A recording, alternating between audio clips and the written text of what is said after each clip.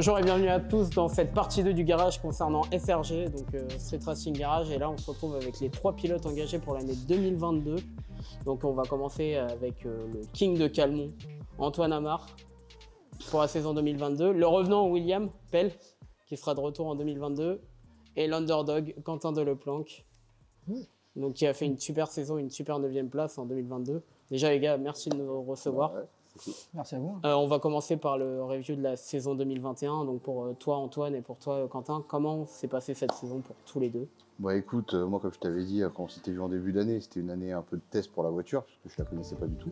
Au final, niveau méca, on n'a pas eu de galère, donc ça c'est cool. Des galères avec la Corvette DA, mais bon, ça c'est... C'est accessoire comme son nom l'indique. Oui voilà, c'est accessoire, limite c'est de ma faute. C'est à cause de la poulie d'ampère que j'ai pas choisi la bonne, bon bref. Mais sinon non, mécanique c'est cool parce que pas de galère, alors ça reste quand même un truc un peu exotique, donc j'avais toujours un petit stress. Bah, après niveau résultat, on va pas se mentir, hein, à part Calmont, ça a été un peu laborieux quand même, Cros-en-Ternois et Bordeaux. En gros je me retrouve un peu sur un setup où dès que je dois descendre les pressions de pneus, je remanque encore un peu de puissance si je veux vraiment exploiter les pneus à 100%. En fait. Donc à Calmont ça l'a fait, après là j'ai encore 2-3 trucs à un peu peaufiner sur la bagnole. Mais sinon ça va dans l'ensemble, on va pas 5e place au championnat, 2 victoires, la pire. Et j'avoue ça c'était dingue, enrobé à Calmont il doit être... puis même le fait qu'on roule pas non plus très vite à Calmont, c'est en montée tout ça, j'ai fait les qualifs avec un train de pneus. Et on a été jusqu'en finale, et à la one more time de la finale, là j'ai les ai changés, mais j'ai été des qualifs jusqu'à la finale avec le même temps de pneus. Ouais. Félicitations pour cette double victoire merci. À Calmont.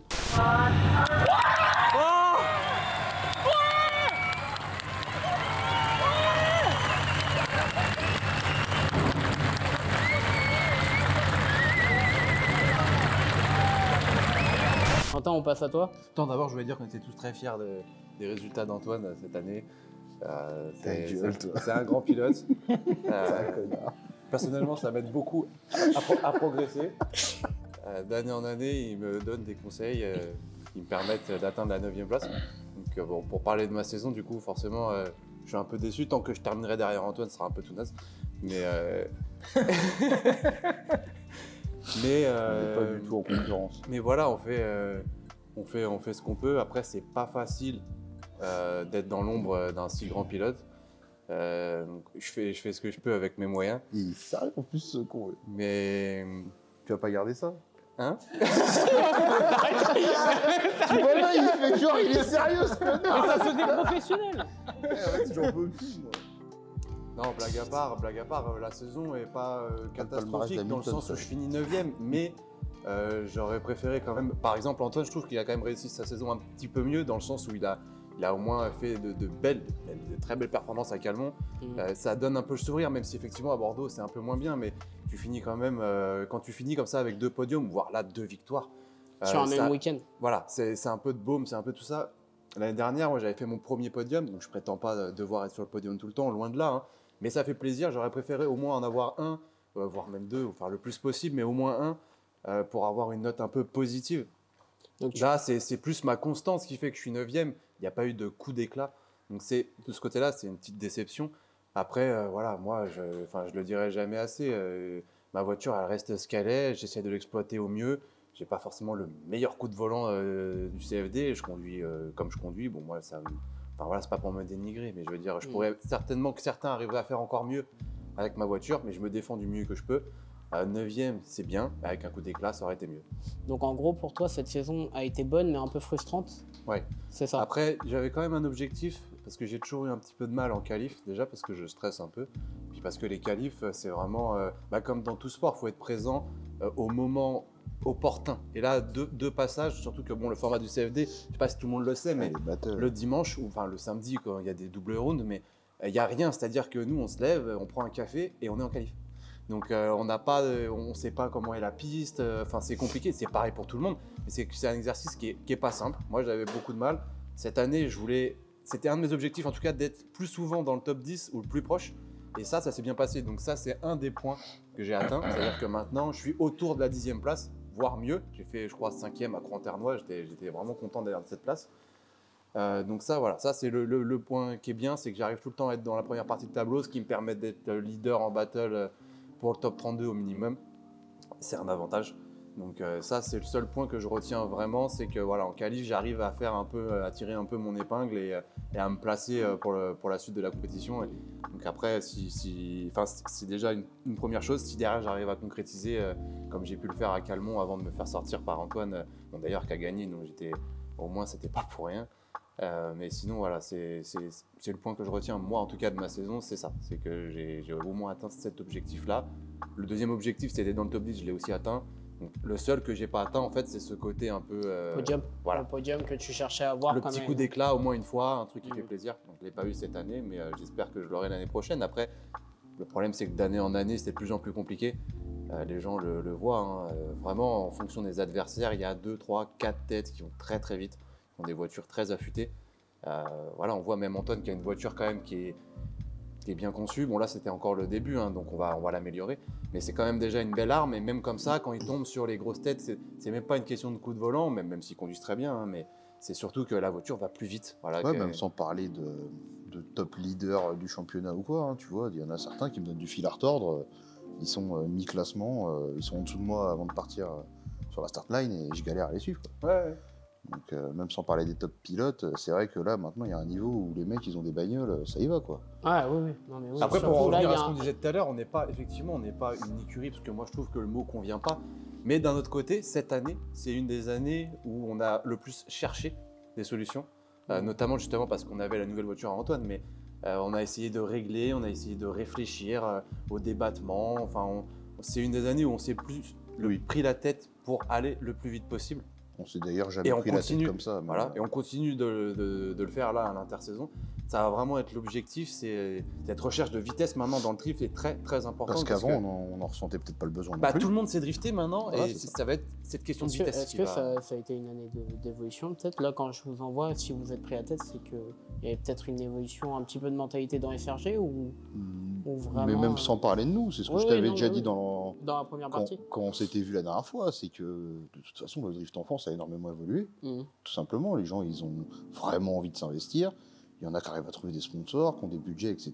Et quand tu vois les niveaux en prépa, pilotage, mécanicien derrière, enfin tout. Tout le monde est en train de se structurer, tout Rien est à en train voir de se avec quand on a structurer. commencé il y a 10 ans où certains s'inscrivaient avec Oui. une BM Atmo et tu Mhm. pouvais finir dans un top 10 tranquillement. Ouais. C'est fini ça. Là, c'est pour ça d'ailleurs C'est qu'au vraiment final, fini, quoi. on est quand même content, malgré l'évolution, de tenir notre rang et d'être toujours présent dans ce fameux top 10. Oui, c'est Voilà, nous, on essaye de suivre le mouvement. C'est pas facile d'année en année, mais pour le moment, on arrive toujours à être dans le move, j'ai envie de dire.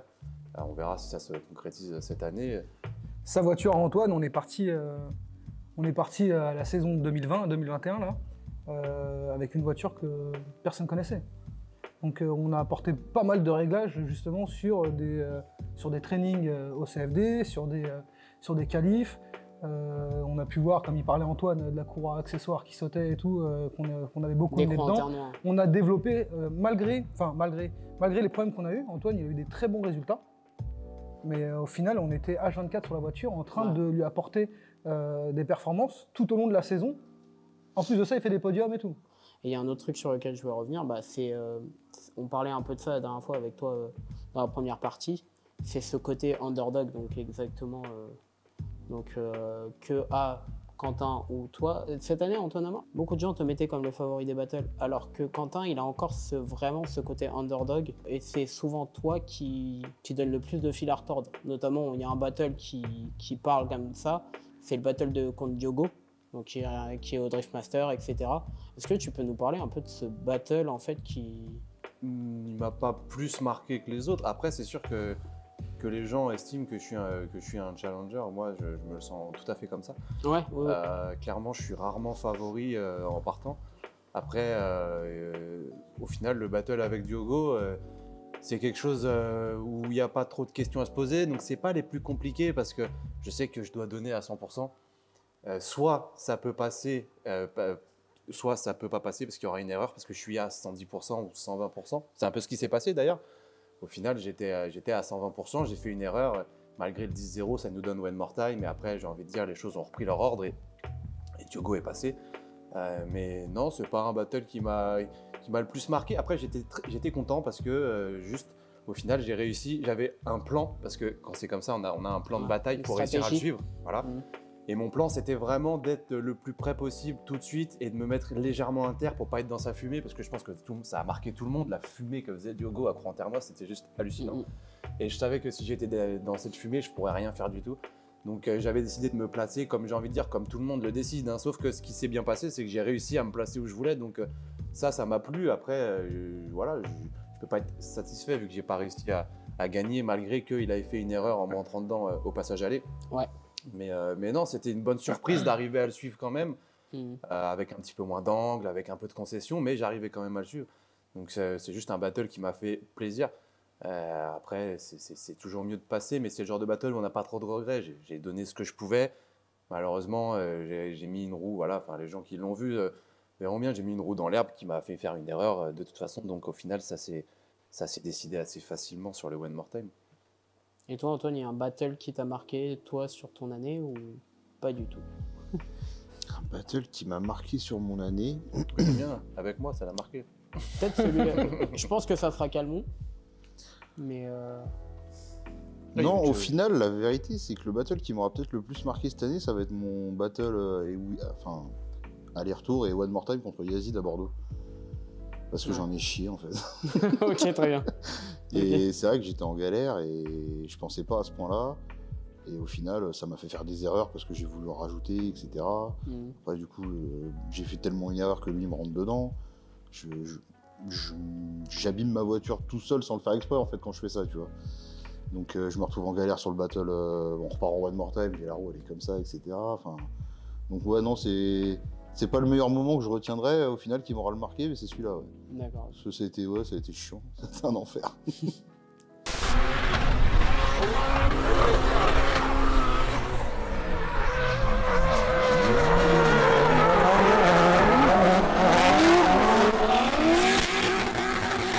Mais nous va très très bien. Antoine Bon, Amar, il a les boules, hein, Antoine mais Amar, il va ouais, bien. je comprends qu'il ait les boules. Oh là là, Antoine Amar, toujours généreux sur l'angle, qui vient recouper la trajectoire de ce. Donc là, on va passer sur la saison 2022 maintenant avec un retour, c'est pas un nouveau venu, puisqu'il était là, il a déjà fait un top 30 au CFD. C'est William.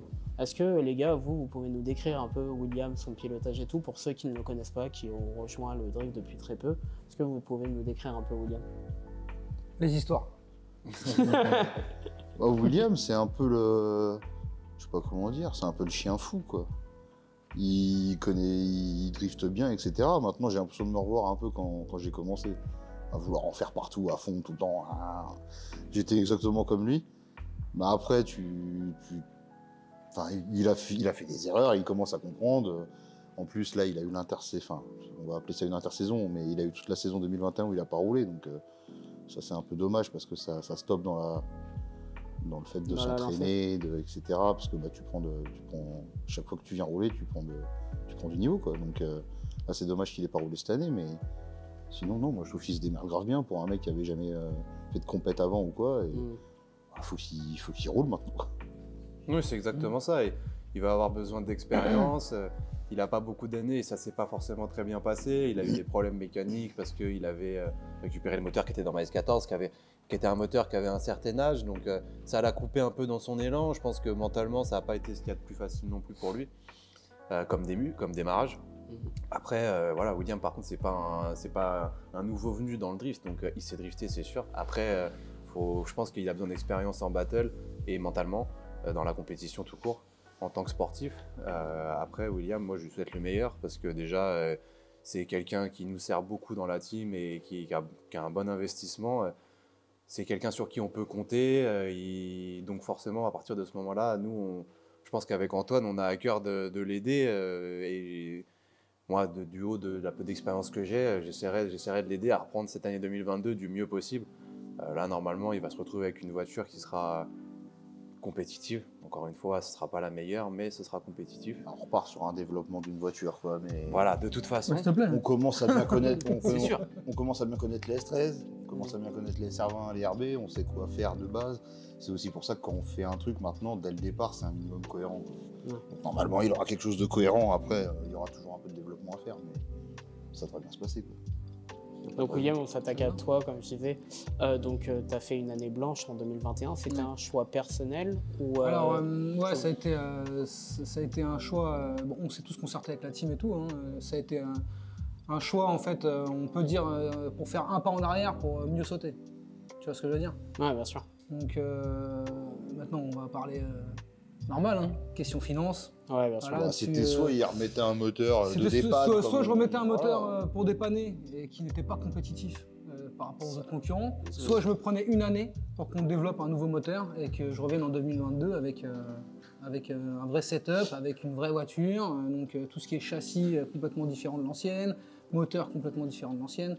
Ouais. Donc pour revenir vraiment avec un truc dans le game, quoi. Et puis c'est vrai que là, les doubles rondes, bon, ça coûte un peu de thunes, quoi, Ouais, mine de rien. ouais. Donc le fait de ne pas avoir roulé cette année, ça lui a permis d'à côté de mettre les ronds dans la mettre des ronds dans la mécanique. prépa, dans- ouais. on Ça a se été, rend pas donc, compte. Hein, ça a été un choix difficile, mais c'est pas juste un moteur qu'il c'est faut, pour il faut le une bien. boîte, Mhm. il faut un Donc pont, ça a été il faut un peu ci, frustrant quand voilà. même de te déplacer. Frustrant, faire une oui. manche. Ouais, frustrant, oui, mais après on réfléchit en tant que team. Ouais, bien sûr. Donc moi je venais et je reprenais ma casquette en fait d'assistant technique. Mm. Donc j'étais là avec Max et Yann, on bossait sur les caisses et puis voilà. Et puis ils t'ont pas chômé, quoi. Oui, t'as pas chômé du tout, Non, on t'a t'as vu pas souvent chômé. dans les paddocks. Non, ouais, toute l'année. Ouais. On t'a vu à travers toute l'année dans les paddocks, donc t'étais quand même là. Mhm. Et donc là, c'est clair, donc je pense comprendre ton état d'esprit pour 2022, tu reviens le couteau entre les dents. Ah bah c'est un peu Et ça. tu Ouais. comptes pas faire de la figuration comme tes deux compères. Non, faire pas de la figuration, je vais essayer de me limiter sur la cascade par contre. Ça, c'est... Sur la ça, cascade. C'est pas Rémi ça, mais Julien si on n'étant si plus on là, veut s'amuser il a entre plus rien à potes, prouver, quoi. Ouais.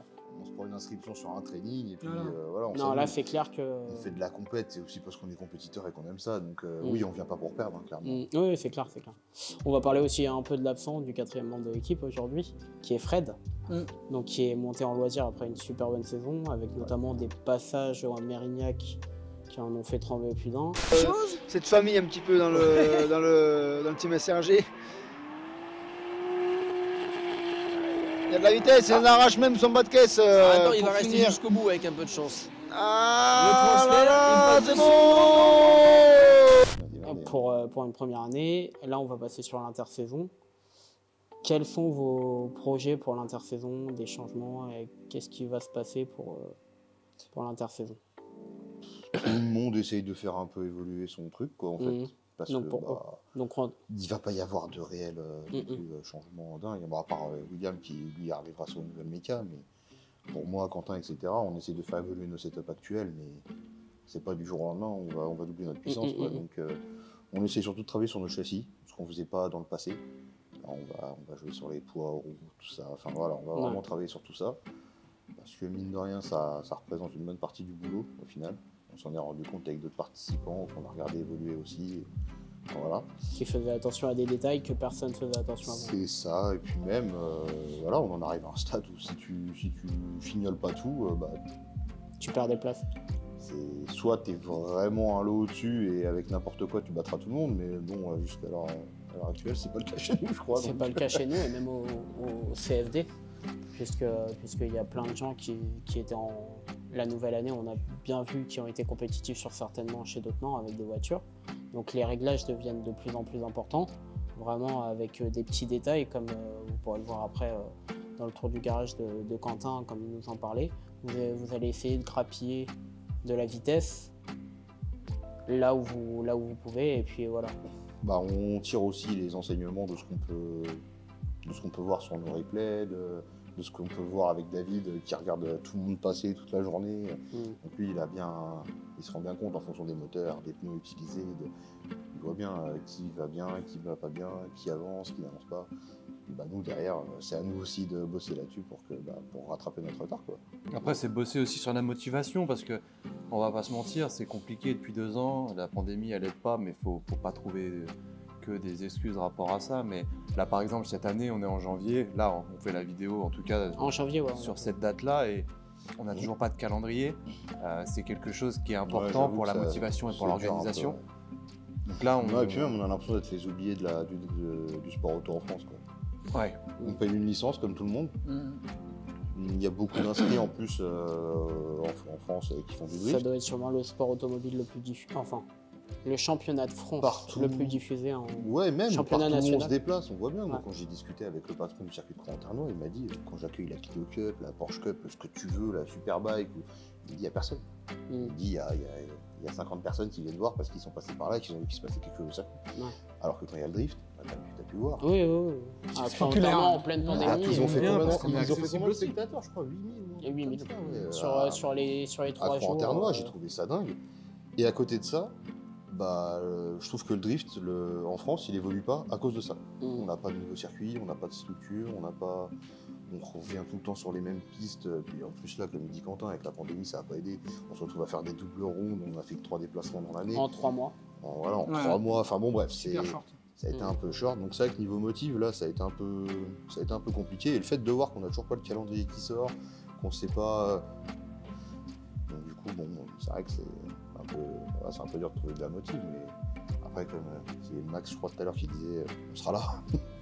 on sera là. À part si c'est la Corse, moi je serai pas là. Non, c'est bon. On va revenir à toi, William. Donc, le plus gros projet de SRG pendant l'intersaison, c'est Bah là, c'est ton nouveau moteur. Ouais, c'est la nouvelle voiture complète, hein, parce que Ouais. là, on part vraiment sur Et le châssis reste le même, mais tout change. la reconstruction Tu peux complète de la tu peux voiture. nous décrire un peu ce que vous allez faire pendant l'hiver, enfin vite fait, Bah, ton choix, etc. Tes choix. les là, choix en fait, que- on va partir sur un RB25, du coup, réalisé forgé. Mhm. Ok, donc boîte BMW, un petit setup sympa, le turbo, on a commandé un G30 de mémoire. Ouais, c'est Le- marrant, j'ai le- 30, le 770. même que le tien que tu as sur ta Ah, S13. si, Non, C'était on part- M-Sport Racing qui nous fournit des Ouais. turbos pour la D'accord, team. ok. On part sur un petit setup sympa qui sera entre 500 et 600 chevaux. D'accord, donc tu t'alignes sur les mêmes puissances qu'à peu près, même que Fred nous Ouais, disait mais- dans son interview, vivait aussi. Nous, ce qu'on aime bien chez SRG, c'est d'avoir des bagnoles en fait réactifs. Ouais. Tu vois, un Ouais. peu comme si c'était un 450 CRF, le truc. Mhm. vois ce que je Ouais, veux je dire. vois, bien sûr. Donc,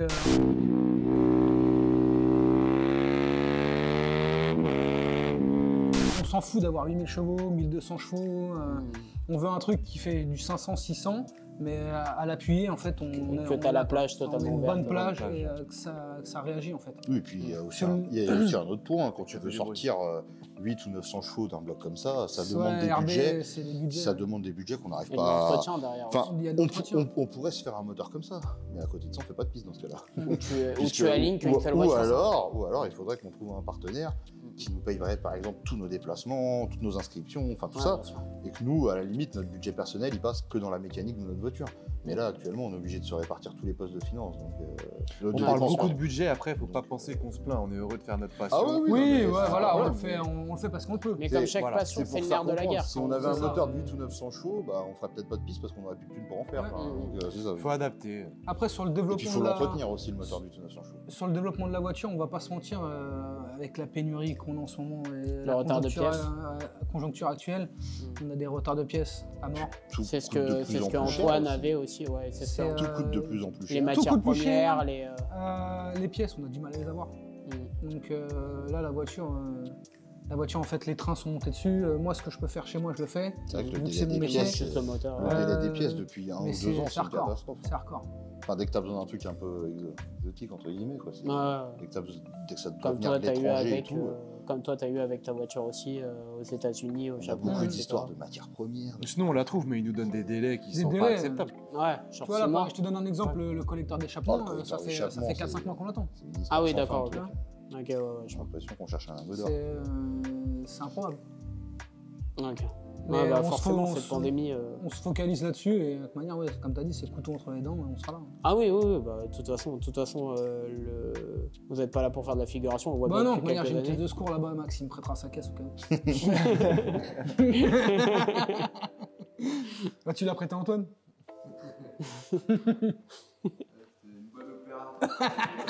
Many months later. Qu'est-ce qu'il va réussir à améliorer?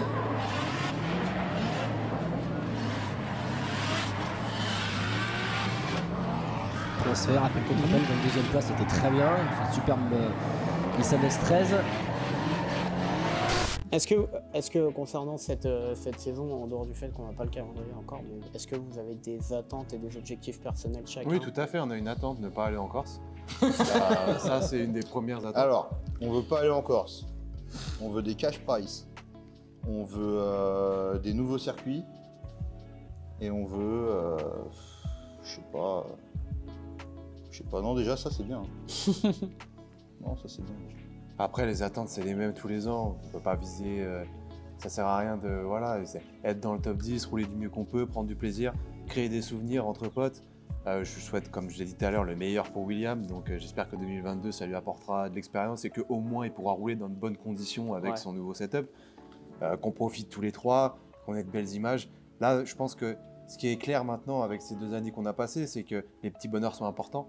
Le drift, ça apporte parfois plus que des petits bonheurs. Donc nous, c'est ça, on est à la recherche de ça et de la cohésion. Et à partir du moment où on aura ça, il n'y a pas de raison de se plaindre. Le reste, c'est du bonus. Il ne faut pas oublier que ça reste un loisir, même si on y met beaucoup de motivation, d'argent, de temps, que ce soit avec le garage ou, comme disait Yann dans son interview, les jours posés, le temps perdu pour eux au niveau travail, parce que les voitures de drift, quand on en a une, c'est déjà beaucoup, surtout si tu veux la développer. Quand on a 2, 3, 4, là, ça devient encore autre chose. Donc nous, on a une belle structure, c'est aussi grâce au temps qui passe. Donc derrière, c'est important qu'on ait, ce que je disais, des bons moments de cohésion. Et c'est souvent ce qu'on a, notamment l'année dernière. Il n'y a pas eu beaucoup de déplacements en drift, mais on a tous bien rigolé. Et je ne parle pas que de la team, même avec les autres. Je pense à Anthony Rocci ou même à Jérémy Merires, la team Banette ou même d'autres teams avec qui on a pu passer des bons moments. L'objectif principal, ça reste ça. Soyons clairs. Ouais, faut pas oublier de se faire plaisir. Si on passait tout ça. Si on passait des mauvais week-ends, on ne reviendrait pas. Voilà. Ah ouais, bien sûr. Après, la Il y a performance, des on l'a week-ends, dans c'est la la tête. galère. Oui, hein. oui, bien sûr. Quand Ça relève pas le tu côté passes un compétiteur. week-end 3 jours sous la flotte, que tu as pété je sais pas quoi sur ta bagnole et tout, tu rentres, c'est pas le meilleur week-end de ta vie. Voilà. Mais heureusement, Mérignac 2019. t'étais quand même avec tes potes, t'as passé un bon week-end quand même en vrai. Ce que les gens doivent bien comprendre, c'est que voilà, comme dit Antoine, je veux dire, si le week-end se passe très bien, retourner au travail le lundi, ça va. On est crevé, mais c'est bien. Si le week-end se passe mal, retourner au travail le lundi, ça devient compliqué. Un goût amer, etc. De toute façon, Voilà. je pense que c'est ce qui fait que la team est dure, c'est qu'on n'est pas des éléments rapportés les uns des autres. Non. On est tous des potes de base, on a tous la même passion et on va tous faire la même chose. Quoi. On a la chance d'être une team, donc tu vois, pour ma part, ce qui m'est arrivé en 2019, que je pète la voiture à Croix, après ça recommence à Bordeaux et tout, il n'y avait pas de chichi quoi. J'enlevais ma combinaison et on repartait sur les voitures des potes, tiens, je te change tes pneus, machin, un truc et tout, tu vois. Donc on a la chance en fait d'être une team et de, ok d'accord, c'est relou, ta bagnole, voilà, tu rouleras pas du week-end, le championnat pour toi c'est fini. Mais on avance quand même. Mais on avance quand même. Je retire mon casque et on y retourne quoi. Voilà. Bah, je crois que c'est sur ces belles paroles et ces belles Ces images. révélations fracassantes. Ouais, non, surtout que là, en fait, on a eu vraiment 3 pilotes, mais pas que vous faites qu'un, mais vous êtes une même entité sous la même bannière. Et donc ça fait vraiment plaisir de voir ça aujourd'hui dans le drift, et c'est un peu l'esprit du drift, donc ça sera sur ces bonnes paroles. Écoutez, si vous voulez rajouter quelque chose chacun, aux personnes qui nous regardent, etc., n'hésitez pas. Bah non, mais déjà un minimum remercie au moins nos partenaires. C'est Ouais. des choses. Parce que c'est vrai que sans eux, on en ferait encore moins. Donc merci beaucoup à tous nos partenaires qui nous aident, avec Nova, Drift Shop, Origin Lab, Redline qui nous donne des huiles. Ouais. Enfin, voilà. C'est vrai que ça nous aide bien. Après, j'ai même pas parlé du Street Racing Garage, mais c'est évident quoi. Enfin, Merci à vous et aux différents médias de mettre la lumière sur ces choses-là. C'est important, même si effectivement la conjoncture dans le drift c'est un petit peu compliqué en ce moment, mais, mais ça manquait de médias, ça manquait ce que vous faites, ça manquait. Ouais. Il y a quand même beaucoup de gens, même en dehors des pilotes et des teams, qui font des efforts pour que cette discipline perdure et progresse, et ça fonctionne. Alors bon, il y a d'autres soucis, ok, mais dans tous les cas, c'est quelque chose qui monte. Donc voilà, je pense que c'est important les gens qui nous donnent de la visu comme vous, de les remercier aussi. Et parce que voilà, vous c'est pareil, c'est des concessions, c'est du temps passé, c'est des choses comme ça, donc la passion est présente, mais c'est important de remercier tous les acteurs.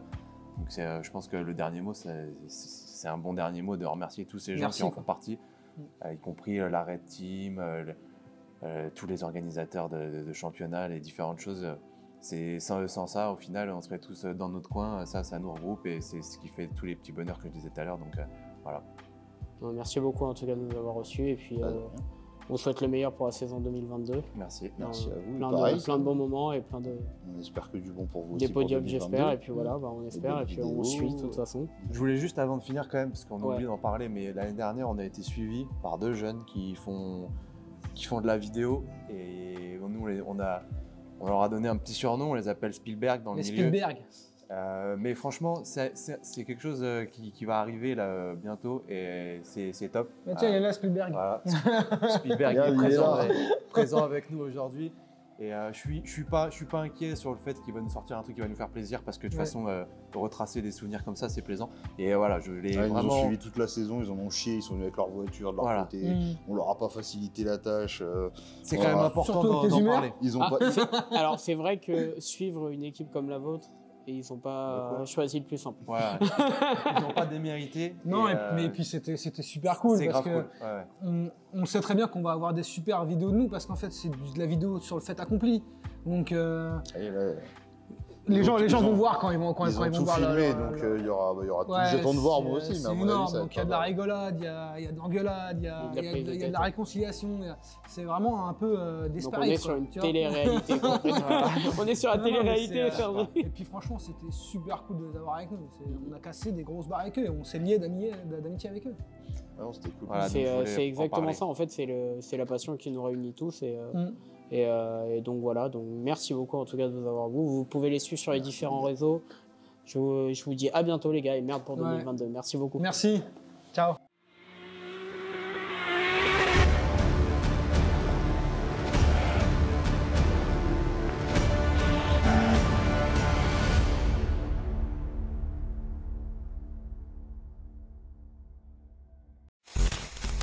Bon, maintenant je vous propose de voir avec Quentin de faire le tour de sa voiture, donc qui est une S14.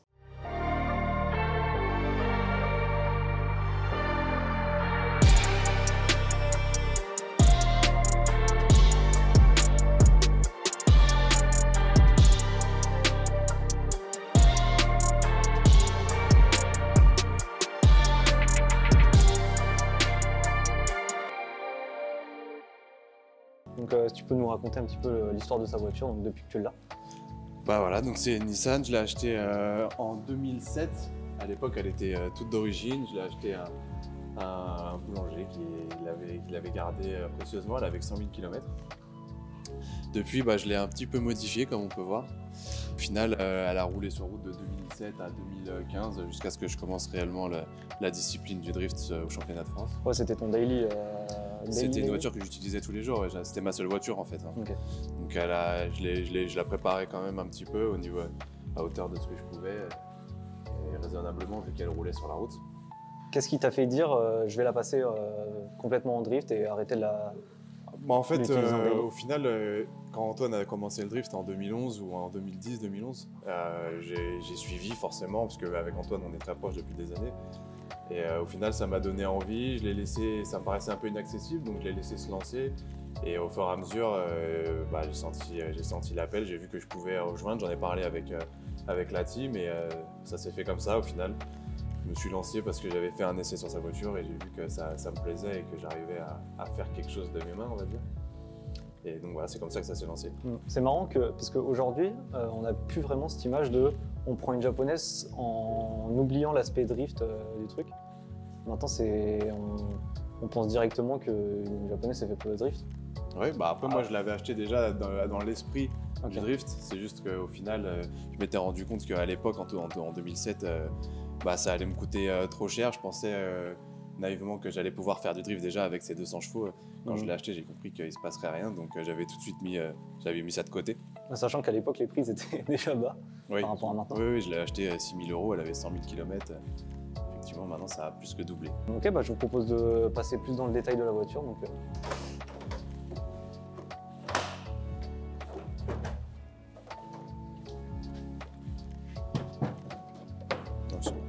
Donc voilà, le cœur de ma S14, un bloc SR20, mais pas un bloc SR20 de S14.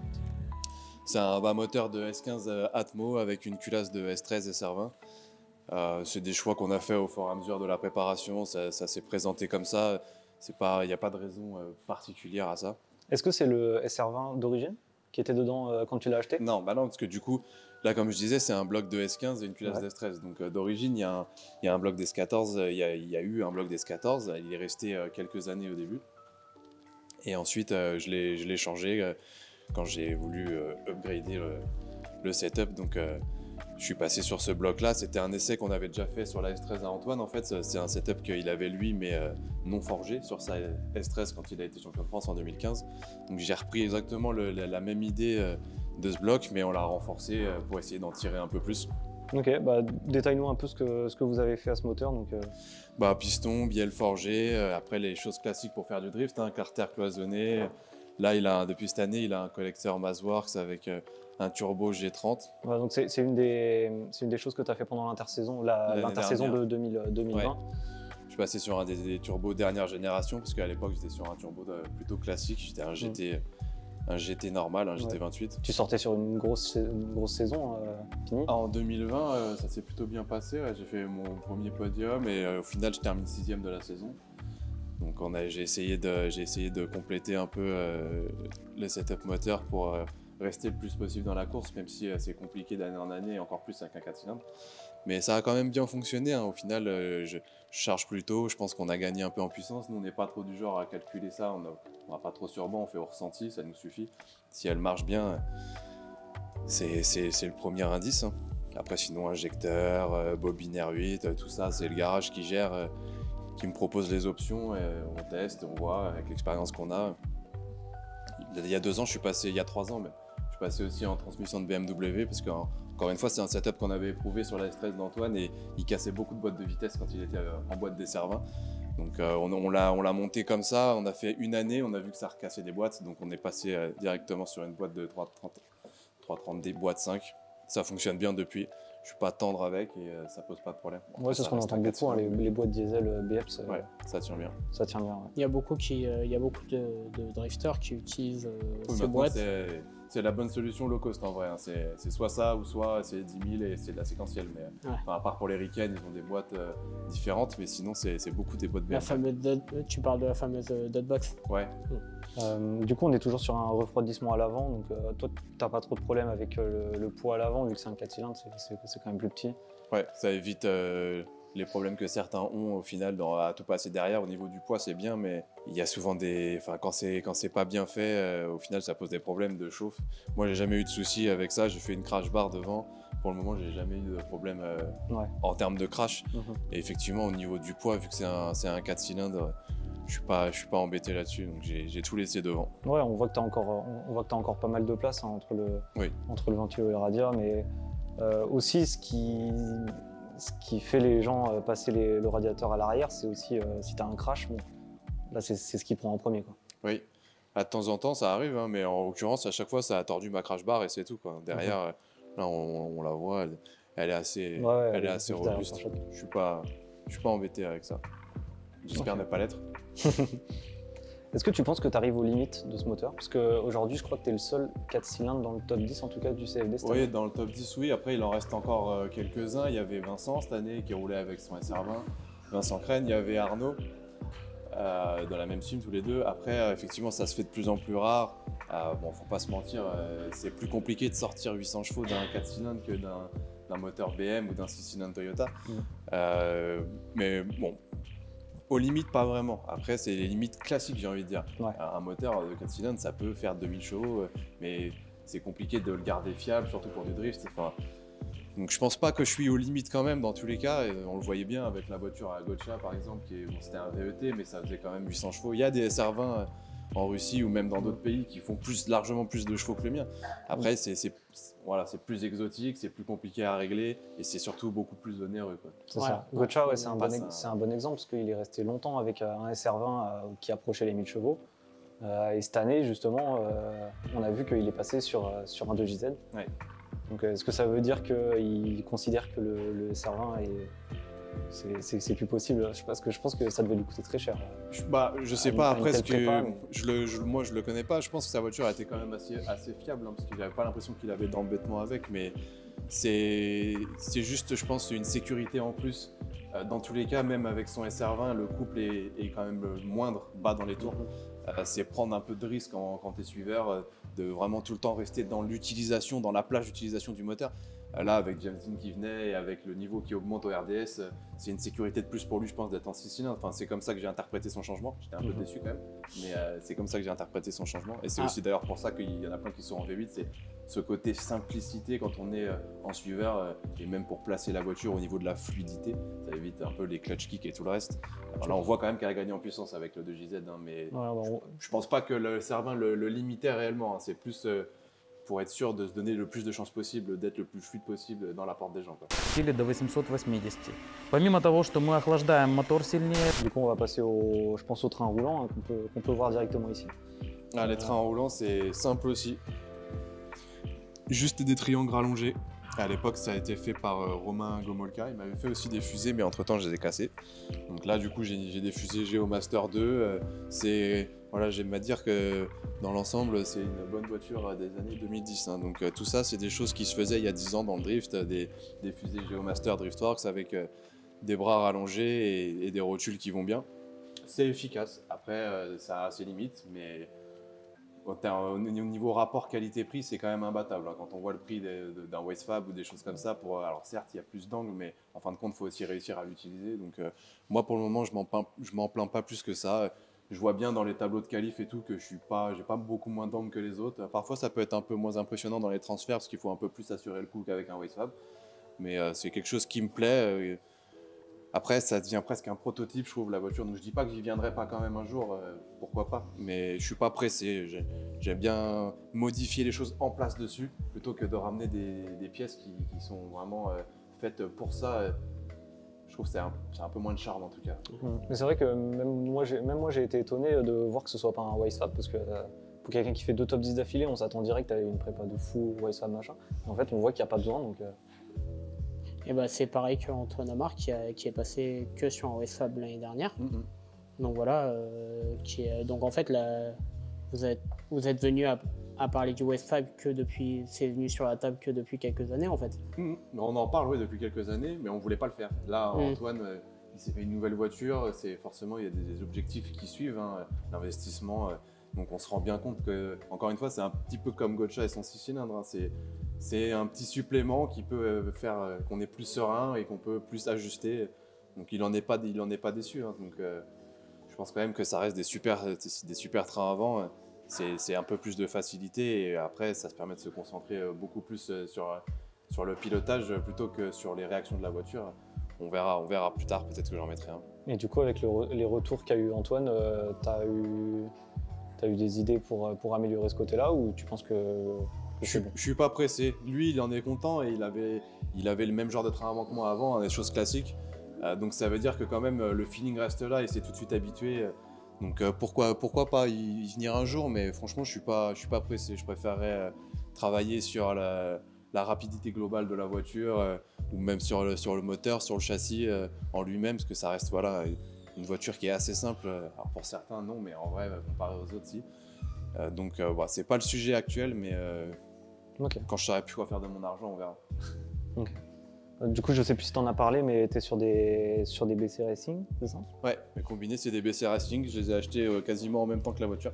Ils sont de 2008 ou de 2009. Ah oui. Ils n'ont jamais trop bougé, je m'en plains pas. Encore une fois, c'est pas ce qui se fait de mieux à l'heure actuelle. C'était bien à l'époque.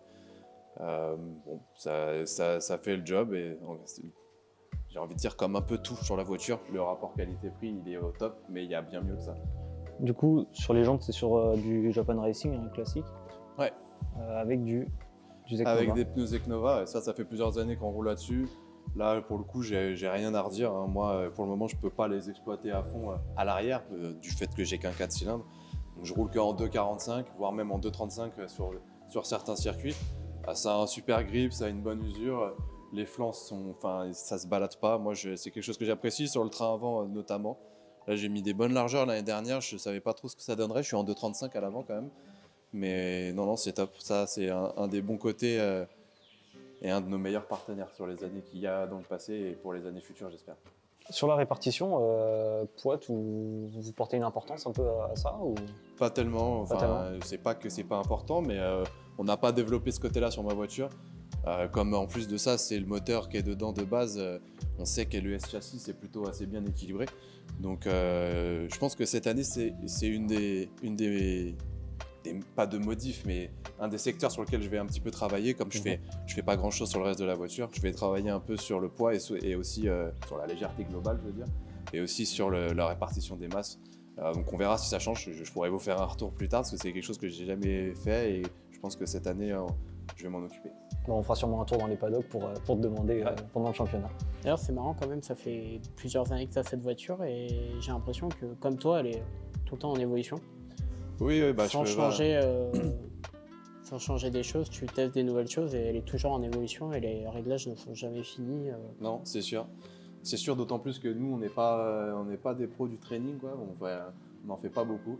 Donc au final, je règle ma voiture au ressenti au fur et à mesure des saisons, des compétitions. Donc elle est encore loin d'être aboutie, mais d'année en année, elle est de mieux en mieux, je le sens bien, et ça se voit aussi. Ok, bon, bah, je pense qu'on peut passer directement à l'intérieur. Ok, donc tu as comme toutes les caisses de compétition, tu as un arceau obligatoire, donc un bel arceau tout peint, tout... Donc c'est pas un style NASCAR? Non. C'est pas un style NASCAR, c'est un arceau classique Annex J. C'est Blood Motorsport qui me l'a fait, Pierre Chaveria. C'est un pote de la team, donc ça nous a paru naturel d'aller chez lui à l'époque quand on a voulu passer là-dessus. Moi à la base j'avais un arceau assez classique puisque la FFSA ne demande pas des gros arceaux. Mais voilà, ça va de plus en plus vite, on est de plus en plus proche, donc au bout d'un moment c'est venu assez naturellement quand même. En plus de ça, on aime bien de temps en temps se balader dans l'Europe, faire une petite course ou deux à droite à gauche. Le King of les demandait, donc voilà, on a contacté Blood Motorsport qui nous a fait des arceaux pour les voitures de la team, et donc pour la mienne.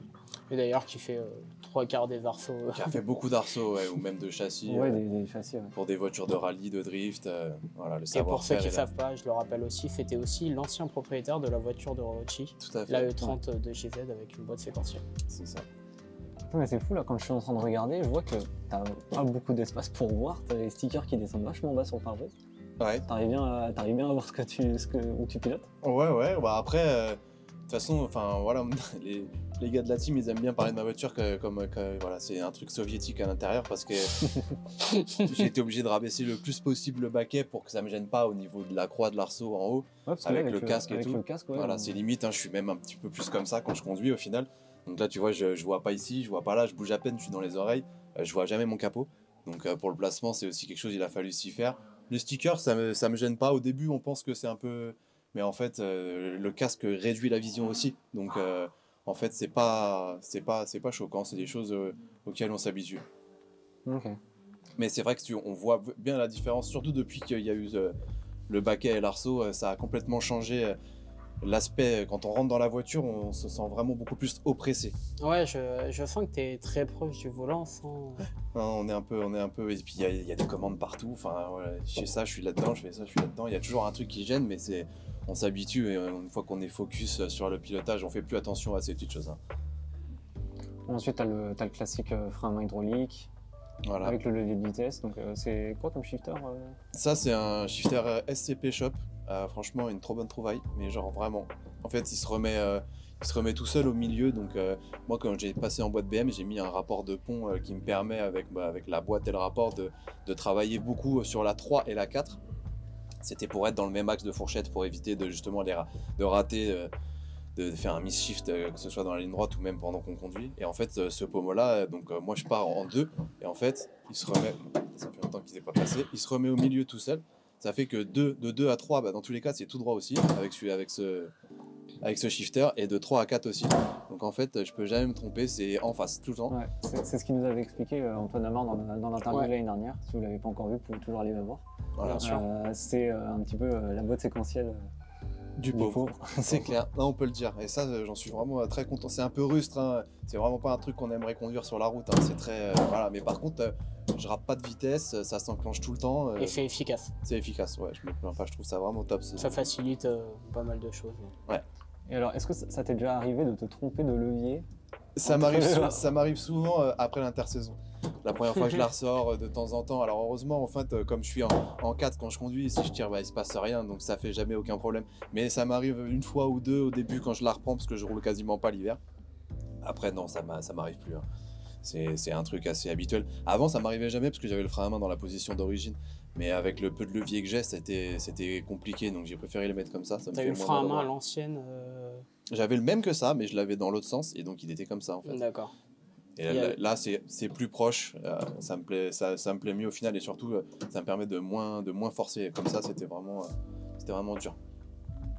Ouais, c'est vraiment un intérieur adapté pour toi. Et surtout que ouais, tu t'y sens. Ouais, je m'y sens bien. Franchement, à part je préférais être un tout petit peu plus haut à choisir. Mais non, quand je monte dedans, je pense plus à tout ça. Ça, c'est vraiment quelque chose qui est devenu intuitif.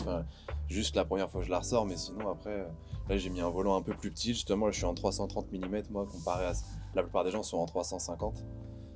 Ça, c'est top aussi. J'ai fait ça l'année dernière et j'en suis super content. Ça me laisse un peu plus de place pour conduire.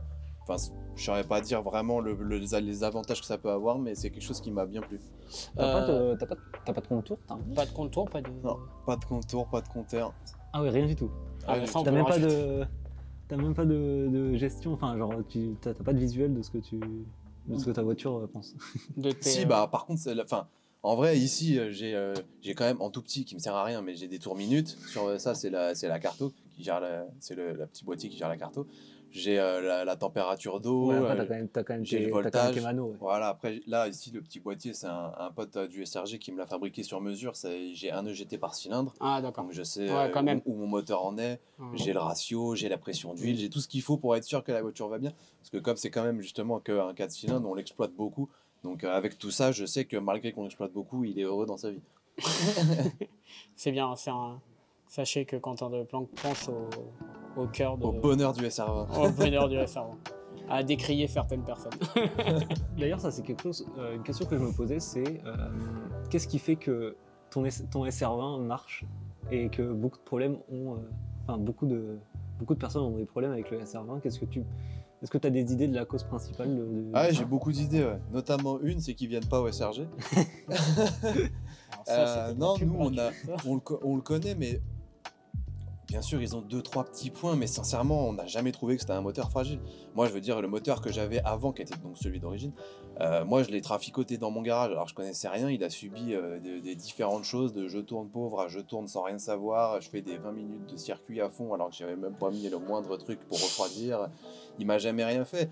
Je l'ai utilisé des années, après je l'ai prêté à Antoine quand il a eu des galères, c'était en 2017 je crois, enfin dans ces années-là. Je l'avais enlevé moi déjà, donc je lui ai reprêté, il a refait une saison avec, à chaque fois on lui met un bar 5 dans des turbos qui sont 3 fois plus gros que ceux d'origine. Il a fini même dans la voiture à William à faire 2 années, bon là maintenant il est pas cassé, mais il est arrivé au bout de son usure. Donc il était temps d'arrêter et de le refaire. Donc c'est exactement ce que William va faire d'ailleurs. Il va refaire toute la partie segmentation, coussinet, tout ça pour qu'il puisse le mettre dans une autre voiture. Mais là, il n'aura jamais cassé. Il s'est usé tout simplement. Et maintenant, il bouffe de l'huile comme un moteur usé. Mais ça, c'est fou quand même. On n'a jamais eu de soucis. Et celui-là, il marche bien parce que aussi, ça maintenant, c'est plus un secret. Au début, on n'en avait pas trop parlé, mais j'ai pas le ratio habituel que les SR20 ont. En fait, il est surcomprimé. Donc au final, j'ai 11 de rapport volumétrique, alors que c'est 8 ou 8,5 d'origine. En concret, ça fait que normalement, dans un SR20, il y a 10 bars de pression quand on fait les compressions. Là, moi, dans le mien, il y a 16 bars déjà de base, avant même que le turbo souffle. Donc ça aide, 1 pour le joli bruit qu'il fait, et 2 pour la charge turbo et pour les chevaux finaux. Là, quand je suis à 1 bar 5, en fait, c'est comme si j'avais plus de pression si j'étais sur un moteur classique. Le rupteur est à combien? Il est à tout petit peu avant 8000. C'est un SR qui change. 7009, ouais. Ouais, toujours en poussoir, contrairement aussi à ce que beaucoup de gens disent. Hein. Moi, je suis toujours en poussoir hydraulique. Pas de problème de ce côté-là. J'en ai mis des ressorts quand même, hein, et des coupelles pour aider tout ça. Des arbres à cam en 260, mais les ressorts hydrauliques, si on met de la bonne huile, au final, ils font leur travail sans problème. J'ai jamais eu le moindre rocker cassé, le moindre quoi que ce soit. Ça, après, ça joue aussi sur la carto que le garage développe sur les SR20 depuis des années. Elle est bien faite, bien pensée, également pour préserver tous ces petits détails que les gens cassent habituellement, donc les rockers. Moi, j'ai jamais cassé un rocker sur le moteur. Là, ça va faire 4 ou 5 ans qu'il est dans la voiture. il tourne à un bar 5, plus de 400 chevaux, 450 ou peut-être même 500. On dit, on va jamais au banc. Mais en tout cas, pour un SR, il marche bien. J'hésite pas à l'utiliser parce que de toute façon, j'ai pas le choix. Et non, il n'y a jamais. Bon, après, ça arrivera peut-être un jour, hein, mais il a déjà fait largement ses preuves, quoi. Ouais. Et je pense qu'il est plus à décrier avec 2 top 10.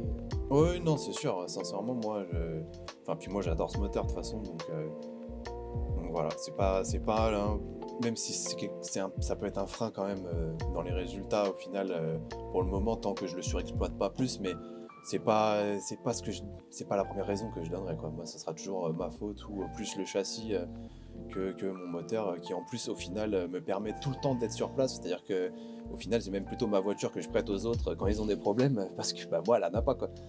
Comme d'ailleurs la belle performance que vous aviez fait en 2019 à Mérignac. Ouais. On avait été tous les deux en top 8 avec. En top 8 le samedi et top 16, top 8 le samedi. C'est ça. Depuis. Comme quoi ça encaisse de ouf, surtout avec 2 conduites comme les vôtres.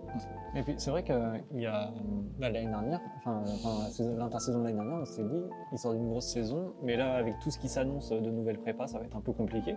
Et finalement, tu nous as donné tort et tu as fait encore une bonne saison. Ouais, on peut pas jouer les premières places, mais on est dans le coup quand même. On est en 2022, on peut encore être dans le coup au championnat de France avec un 4 cylindres s'il est bien fait, effectivement.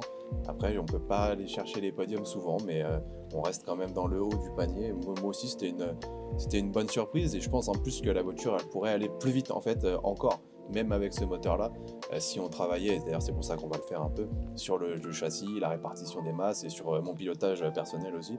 Donc, on n'est pas à 100% au bout de la voiture, même dans ce setup-là. Donc, non, ça reste quand même un bon moteur. Après, pour les gros championnats, je pense que ça devient compliqué. Mais sans décrier le CFD qui, pour moi, ne fait que progresser. Hein, mais ça n'empêche que ça reste encore un championnat qui est plus accessible que certains. D'accord. Ok, je pense que sur ces belles paroles, on va passer à l'interview de Yann, Max et David. On se retrouve avec l'équipe technique de FRG. Très technique. Très technique. Donc présentez-vous un par un pour ceux qui ne vous connaissent pas. David, spotter, team SRG. Max, gérant du garage SRG. Yann, gérant du garage SRG.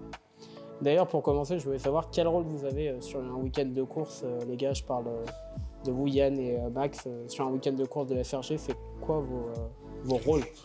Nous, on supervise la partie technique. Après, si par exemple, s'il y a des galères, des casses, des pannes mécaniques, des recherches de pannes à faire, c'est Yann et moi qui nous en occupons. Les réglages des voitures, etc. Après, on a des coéquipiers qui s'occupent de tout ce qui est changement de... D'accord, très bien. Donc on rappelle, pour le FRG, c'est avant tout un garage qui est situé à Gisors. Donc est-ce que vous pouvez nous parler un peu de l'histoire de ce garage en premier, qui doit avoir une histoire un peu folle, je pense? Folle, non? Ça a débuté en 2009, en décembre 2009, et puis on a progressé au début avec une bande entre amis, quoi, en fait. On a commencé le drift, et puis après on a monté tout ce qui était la team actuelle, en fait. Ouais, ça a commencé petit, puis après ça a grossi, on a toujours plus de voitures. D'accord, mais vous étiez situé en Ile-de-France, ouais, je crois, avant? En France, 95 à Madrid. D'accord, mais après vous êtes déporté à Gisors dans un plus gros lieu, avec un beau showroom comme on voit autour de nous. C'est pas mal. Notamment avec cette GTR qui est juste derrière toi, qui est à toi, Yann. Tu peux nous en parler un peu? Pas une GTR, c'est un GTST. GTST, autant pour moi. D'ailleurs, tu as eu pas mal d'expositions avec cette voiture? Ouais. Fait principalement que ça. Elle sert surtout de showroom, de vitrine et ainsi de suite, autre que les véhicules de piste. Déjà parce que le 4 roues motrices c'est moins drôle, même si c'est le Graal. Parce qu'elle a été faite plus utilisée pour des runs, on va dire, et ainsi de suite. En entretien, ça doit coûter un peu plus de thunes aussi, j'imagine. Effectivement. D'accord, on va passer aux véhicules de piste parce que quand même c'est le drift. Comment FRG on est venu au drift et qu'est-ce que le drift apporte à FRG aujourd'hui? C'est à cause d'Antoine. Toujours à cause d'Antoine. C'est Antoine qui a décidé de se monter une drifteuse en 2009 ou 2010.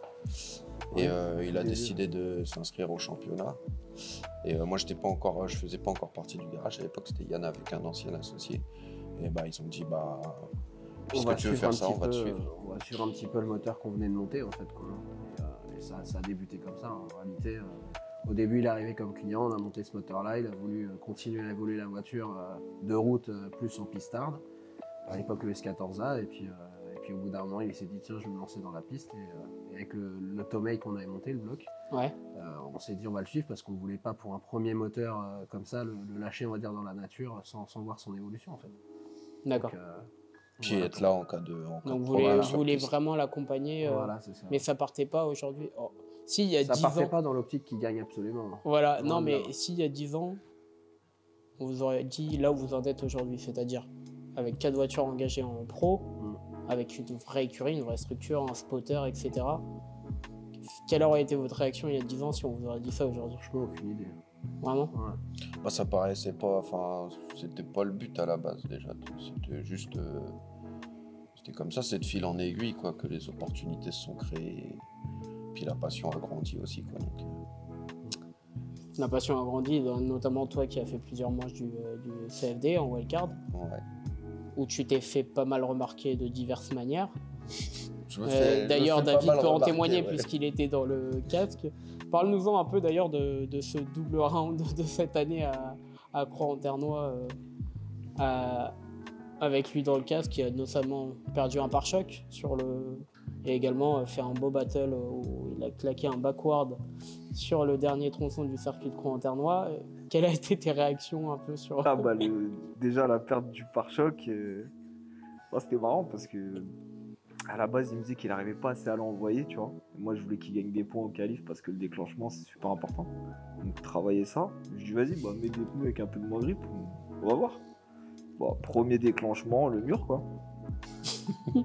C'est drôle.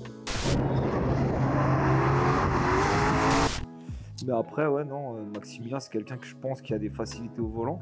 Dès qu'on l'a mis l'année d'avant dans la voiture d'Antoine, il a roulé fort, tu vois. Donc ça ne m'étonne pas de le voir rouler comme ça. Je pense s'il roulerait plus, il pourrait faire beaucoup mieux. Beaucoup mieux qu'un top 32, parce que tu as 2 top 32 consécutives à Croix-en-Ternois. Plus, hein, ça fait 4 ou 5 ans que j'y roule tous les ans.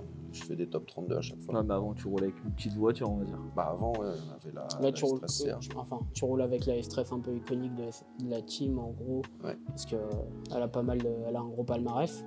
D'ailleurs, quand il t'a refilé un peu cette voiture, comment tu t'es. Est-ce que tu as senti une certaine pression? Est-ce que par rapport à l'héritage qu'il t'avait laissé ou un truc dans le genre ou pas? Non, pas vraiment. Non. Juste, je me suis dit que maintenant c'était la mienne. J'avais moins de scrupules si jamais il se passait un problème, quoi. Parce que quand on te prête une voiture, c'est toujours... c'est ça qui est vraiment stressant quand c'est ta voiture. Bah, t'assumes tes conneries si tu te foires, quoi. Enfin, dans tous les cas, t'assumes, mais ça fait chier. Tu la complètes d'Antoine, en plus. Oui, en plus, Antoine, il avait pas mal de... Notamment en 2019, vous avez... Quasiment, il a roulé avec toute la... 2020. 2020, il a roulé tout le temps, et à Mérignac, il a dû rouler avec la voiture de Quentin aussi, justement parce que la voiture est...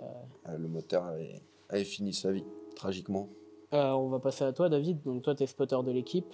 Est-ce que tu peux nous dire à quel point, aujourd'hui, un spotter, pour un pilote de drift ou pour une écurie, c'est important? Parce que c'est un truc un peu moins oublié, mais qu'on voit de plus en plus au CFD. Je pense que quand tu veux vraiment être compétitif, quand on a besoin, je te donne un contre-exemple. Un mec qui est super bon au volant et qui a une super bonne voiture, peut-être qu'il n'en a pas besoin, tu vois, s'il réussit. Maintenant, nous, on n'a pas les budgets des autres teams, on n'a pas des voitures, on va dire de fou. Je veux dire, elles sont déjà très bien préparées, mais on veut vraiment aller chercher la perf partout, quoi, tu vois. Donc l'œil extérieur, c'est super important.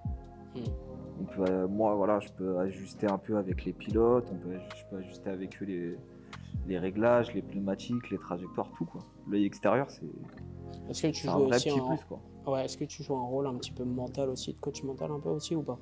Quand tu leur parles dans le casque, etc., ou c'est vraiment plus sur l'aspect technique? Parce que certains spotters font ça, justement. Aussi cet aspect un peu mental, stress pas, etc. Bon, un petit peu, mais eux, ils ont 10 ans dans les pattes, tu vois.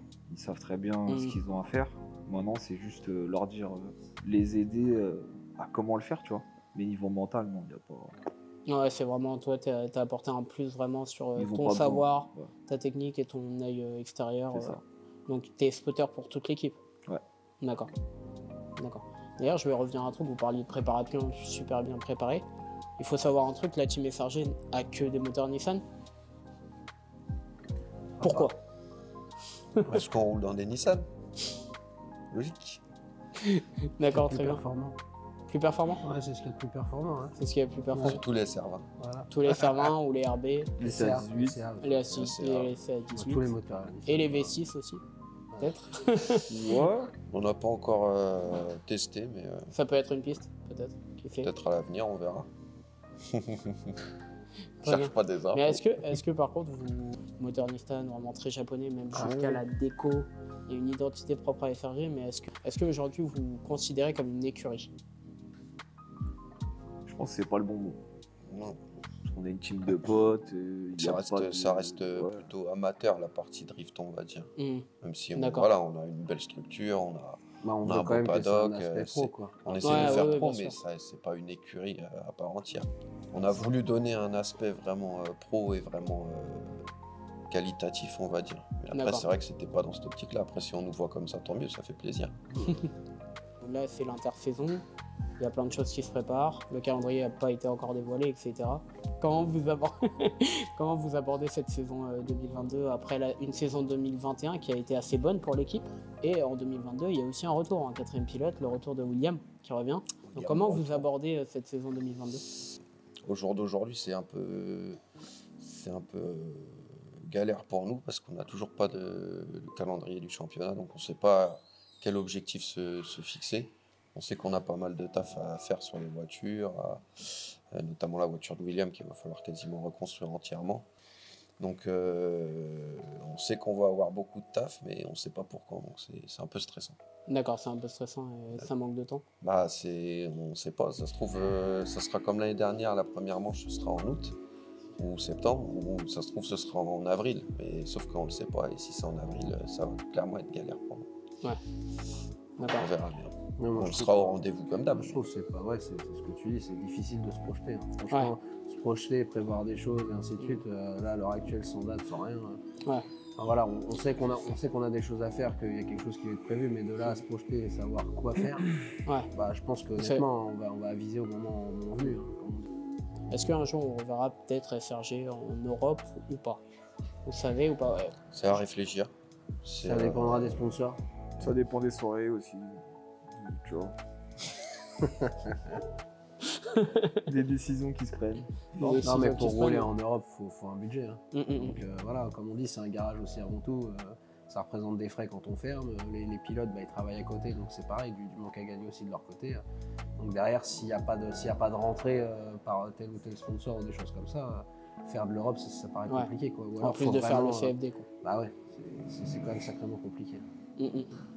Donc à qui te sacrifier le CFD, c'est avant tout l'objectif, c'est avant tout la priorité avant l'Europe ou pas forcément le CFD, mais drifter quoi. Drifter, ce qui est devenu aujourd'hui malheureusement un peu dur en France. Ça devient compliqué déjà. Voilà, on va pas faire les langues de bois, c'est devenu un peu dur en France aujourd'hui malheureusement. Donc on a encore aujourd'hui toute l'atmosphère du drift, enfin la stratosphère du drift français encore mobilisée. On espère que ça changera. La troposphère.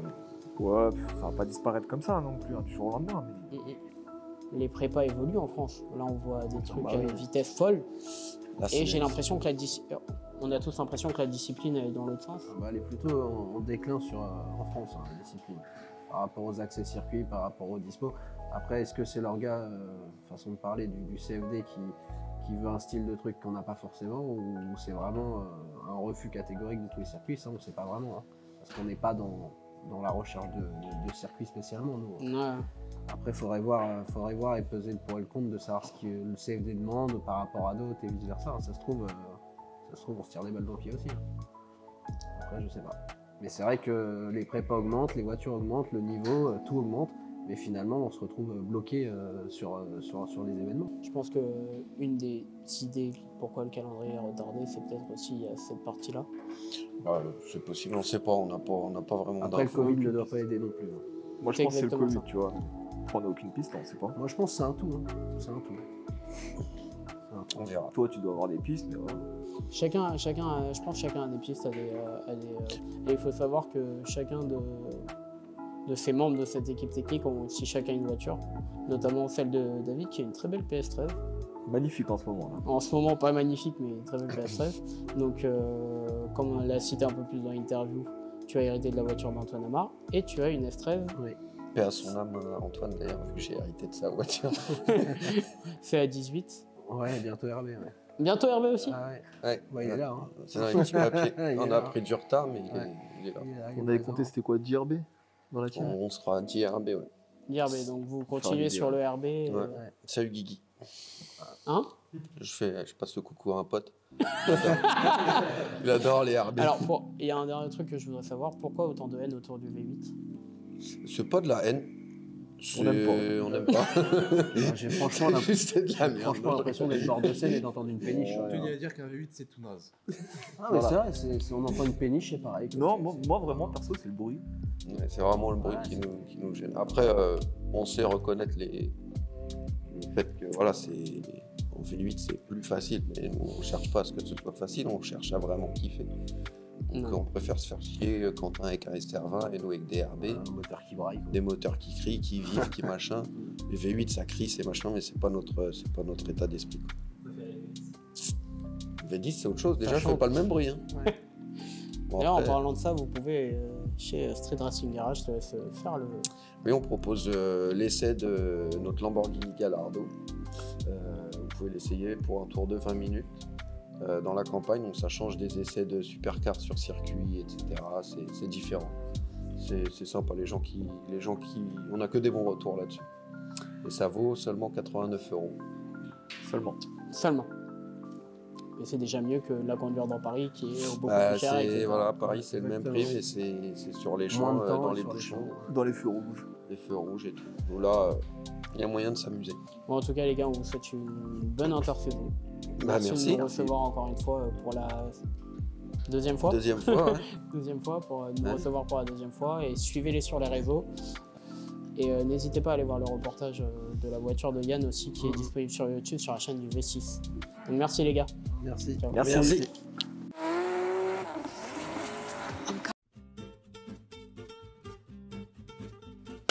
Si vous avez kiffé, likez, suivez, abonnez-vous. Abonnez-vous à... Abonnez-vous au garage, abonnez-vous au réseau, à la chaîne Drift Actu. Et puis moi je finis par si vous voulez des vraies voitures. Voilà, parfait. Voilà, ok. C'est bon? C'est bon? Vas-y. Si vous avez kiffé, likez, abonnez-vous, suivez-nous, suivez Drift Actu. Suivez Street Racing Garage, William Pell, Antoine Amar, Quentin Leplanque. Faites des dons à Quentin Leplanque, il en a besoin. Mais parle des moteurs, toi, parle du garage. Ah ouais, bah vas-y, attends, après. Un truc, si ça part en couille et que vous rigolez, au moins continuez, c'est pas grave que ce soit pas sérieux. Mais arrête de te retourner comme un losbo là. C'est parti là. Mais non, il va donner son but, Maguette. Je sais pas où tu peux le mettre. Ouais, là, part. Si vous avez aimé la vidéo, likez, suivez-nous, suivez Drift Actu. Suivez Street Racing Garage, Antoine Amar, Quentin Leplanque, William Pell, Drift Fighter. Faites des dons à Quentin Leplanque. Fais pas dans la bio. Et surtout, si vous voulez des moteurs compétitifs, abonnez-vous à Street Racing Garage surtout. Et venez faire entretenir vos voitures à Gisors. Voilà, tous les liens sont là. Ça, tu peux faire un petit best-of de ça, hein, c'est top après. Hein. I'm coming for the throne.